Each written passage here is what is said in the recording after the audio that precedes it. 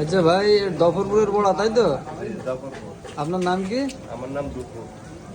বুঝলাম না। আমার নাম দুঃখু। দুখু। এটা দফরপুর কোন পাড়া? মধ্যপাড়া। মধ্যপাড়া। তো পেঁয়াজি এখানে কি কিসের পেঁয়াজিটা কি কি দিয়ে আপনি তৈরি করছেন? এটা খালি পেঁয়াজ। খালি পেঁয়াজ? খালি পেঁয়াজ, বেসন, নিজে পিস দেয়। সব কিছু নিজের তাই না? হ্যাঁ, সব নিজে।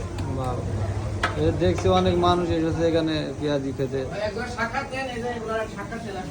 হ্যাঁ ভাইরা তো দেখছি, ভাইরা পেঁয়াজি। হ্যাঁ। তো হতে কতক্ষণ সময় লাগবে ভাই? 5 মিনিট। 5 মিনিট? হ্যাঁ, 5 মিনিট করতে হবে।